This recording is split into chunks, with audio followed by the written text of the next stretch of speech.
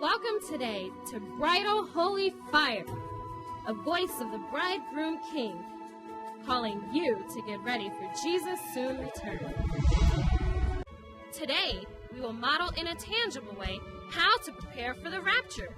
Come with us and experience powerful prayer and intercession, manifestations of spiritual gifts, and an open heaven. Come and receive impartation of the baptism of the Holy Spirit and fire, spiritual songs, and holy dance.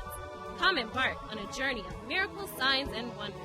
Come meet Jesus, your bridegroom king. Remember, only those who are well prepared by the Holy Spirit will meet the Lord in the air. Let us rejoice and be glad and give the glory to Him, for the marriage of the Lamb has come, and His bride has made herself ready.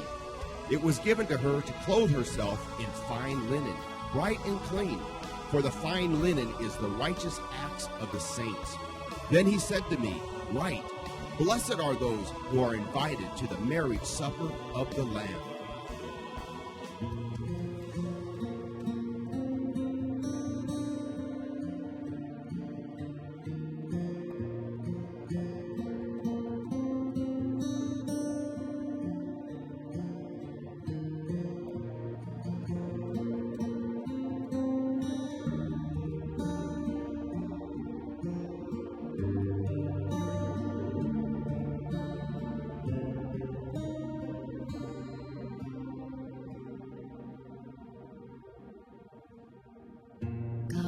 As I pray and as I sing,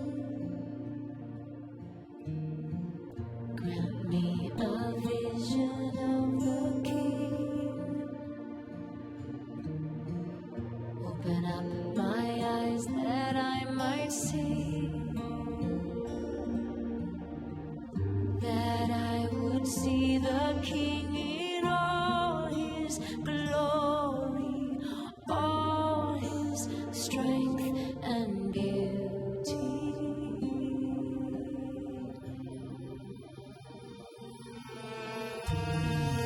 God, as you listen and bend down to hear the song that I sing out,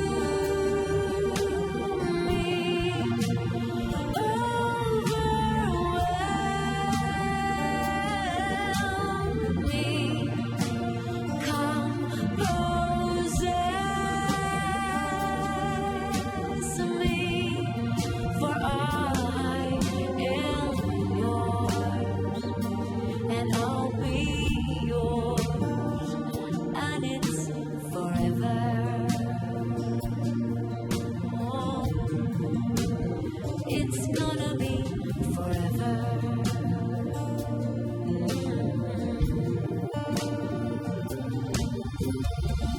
Grant me a vision of the King. Grant me a vision of the King of glory. Grant me a vision of the King. Yeah. Grant me a vision of the King of glory. I was created to see the greater things. I was created for the King of glory. I was created to see the greater things. I was created for the King of glory. I've gotta see your face. Open up my eyes. I wanna see. Open up my eyes. I've gotta see. Open up my eyes.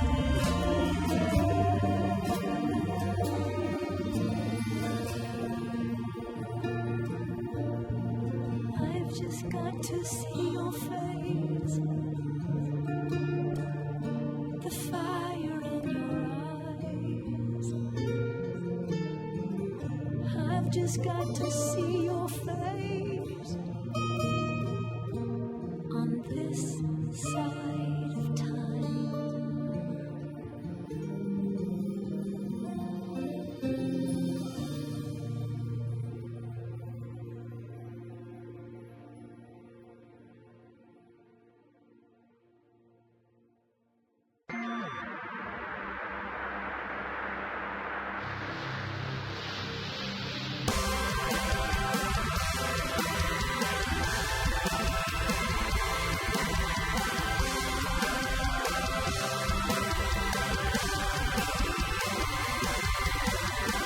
Here in the final hour, hope lifts the tired eyes.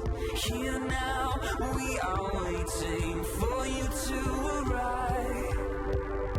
Great things are set in motion. The sky breaks with a trumpet sound. You call all your children to meet you in the crowd.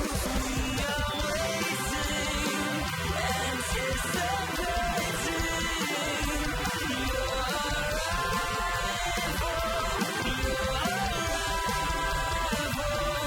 Voices raising,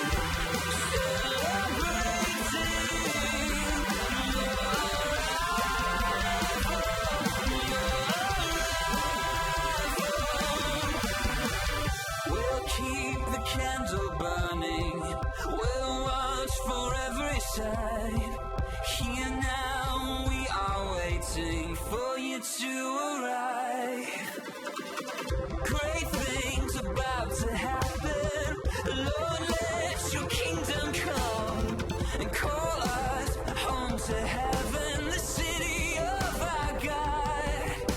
Haste the day. We are waiting, anticipating your arrival.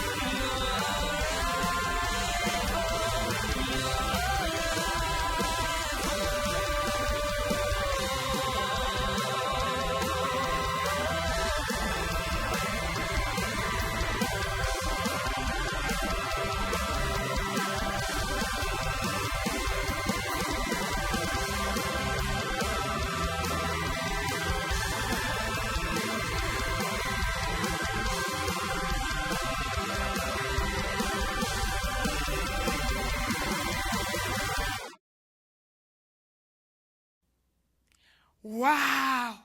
That was awesome. Praise God. Hallelujah. My friend, we are going to pray. Holy Lord Jesus Christ, we lift up your holy name. Come and speak to us. Come and talk to your children. We honor you and we praise you in your holy name, Jesus. Hallelujah. My friend, today a very powerful program, and the Lord is here. The heavens are open, and today God is speaking to you. You might never have been invited by a king. Probably you have not been invited by the president. You have probably never received an invitation to go to the White House. My friend, today I have good news for you. Hallelujah. Jesus Christ, from his holy throne, is giving you an invitation for you to come to the wedding feast. Hallelujah. It's good news. A message from heaven, from the throne of the living God. Can you hear the voice of the Lord talking to you? Can you hear the bridegroom king calling you to come forth to the wedding feast of the Lamb of God? Revelation 19 and verse 9 says, Then the angel said to me, Right, blessed are those who are invited to the wedding supper of the Lamb. And he added, These are the true words of God. My friend, there is a blessing when you are a part of this wedding feast that is about to take place. It's very soon. You might have not heard this wedding feast before. That's okay. If you are watching us, please know that this is your official invitation from the King of Kings. We are going to read the Bible in Matthew 22, verse 1 through 8. The Bible says, The kingdom of heaven is like a king who prepared a wedding banquet for his son. My friend, God cares for you. He has many good things in store for you. So this king sent his servants to those who have been invited to the banquet to tell them to come, but they refused to come. This is a type of those who know the Lord, the churchgoers, Christians maybe, because the Bible here tells you they had been invited, but they refused to come. See, God doesn't give up. He stands at the door and he knocks and he calls you to come forth. Even when in our ignorance, we do not respond to the voice of God. He doesn't give upon us. First time, second time, he keeps coming. But my friend, I have to tell you, time is running out. If you hear the voice of God today, do not harden your hearts. So they refuse to come. In verse 4, we see that he sent some more servant and he said, Tell those who have been invited that I have prepared my dinner. Verse 5 says, but they paid no attention. They didn't care. They went about their own business. One to his field, another to his business. My friend, They had been invited twice, and they declined. Why? Because my friend, they are still those Christians who are after the world. They have the love for money. It is very important that when you hear the voice of God, that when you get his invitation, you respond at once. God wants you, as you hear this message, to fully separate yourself from the things of this world. God wants you to not miss this great opportunity. When you read Luke chapter 14, you will find out that these people didn't come because they had excuses. Number one said, I have bought a piece of land and I need to go out and look at it. Please consider me excused. The other one said, I have bought 5 yoke of oxen and I'm going to try them out. The other one said, I have married a wife. Please consider me excused. Oh, my friend, we see that there are many good excuses. Lots of excuses. And they are all very good.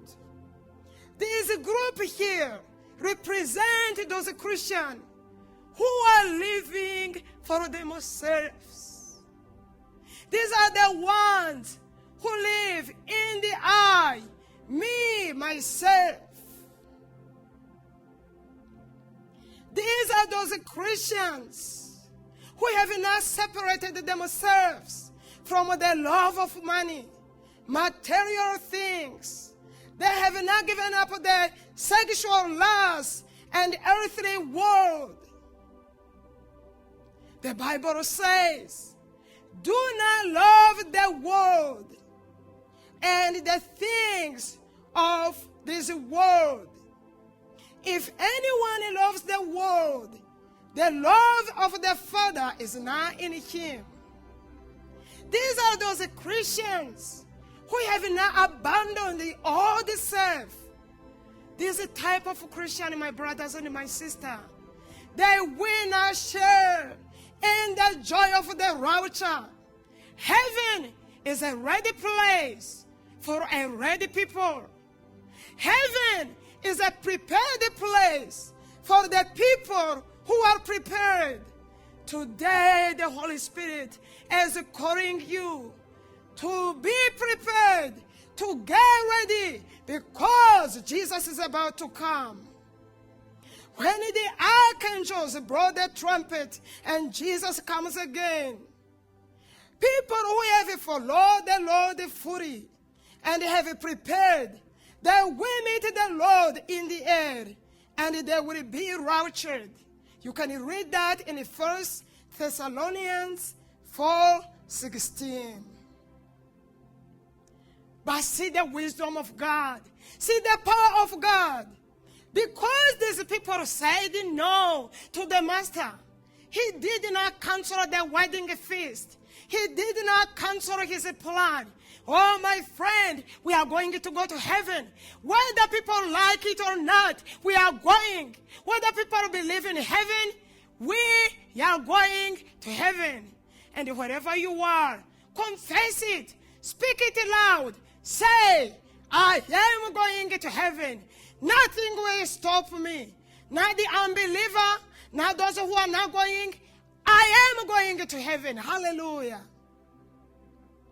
So the king told the attendants, the wedding banquet is ready, but those invited didn't deserve to come. Go to the street corner. Invite those who you find, anyone you find. Bring them in so that my house can be full. So they went to the highways, to the byways. That's what God is doing right now. If Christians are not going to respond to his coming, He is sending us to go in the streets, to bring in everybody we find. But later on, when he came to the banquet, he looked, it was full. And he saw a man who was not dressed in the wedding banquet cloth. He didn't have the right attire. And here, my friend, I want to tell you that we must prepare ourselves, because only those who are well prepared, they will be raptured and taken into heaven. The Lord said, on earth the preparation must be done so well, so that the wedding banquet is a great one.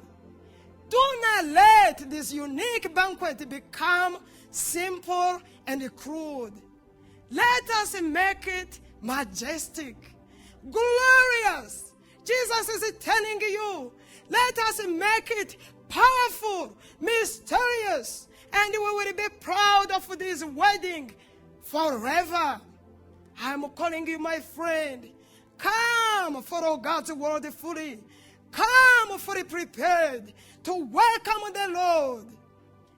Everything needs to be well prepared. And in our next show, we are going to tell you how you need to be ready. I'm not going to get into the details, but I tell you, number one thing you have to do is to pray and walk in righteousness. You remember what the word of God says in Matthew 6:33? The Bible says, seek first the kingdom of God and his righteousness. There are many people today who are seeking the Lord, but they are not walking in holiness. My friend, this cannot be so. Prayer must go hand in hand with righteousness, with holiness, with the fear of the Lord, walking away from sin and following the Lamb of God wherever he goes. Right now, God Almighty wants you to be fully prepared. Check your inner heart. Do inventory about yourself. Inspect your love. Do the final checks. Make sure that you have your wedding gowns on, because he who is coming will come and nothing will stop him. My friend, today we will stop here. I want to encourage you to seek the Lord with all your heart.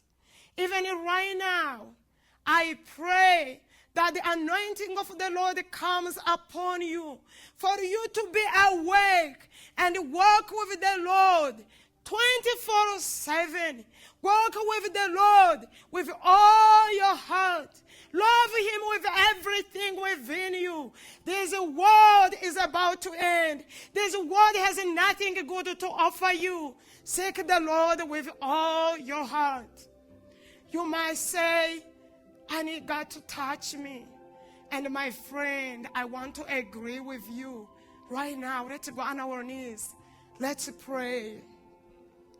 Holy Lord Jesus Christ, we thank you for your presence. You are a God who is powerful, who is mighty to save. My friend, lift up your eyes, your heart, and your hands to heaven, to the one who is able to save you. There is nothing too hard for the Lord. My Lord, my God, and my King, I ask you to touch your people. I ask you to bring healing. I ask you to baptize your people with the Holy Spirit and fire. I ask you to perform miracle signs and wonder in the hearts of the people who are open for you. Come, Lord Jesus. We thank you.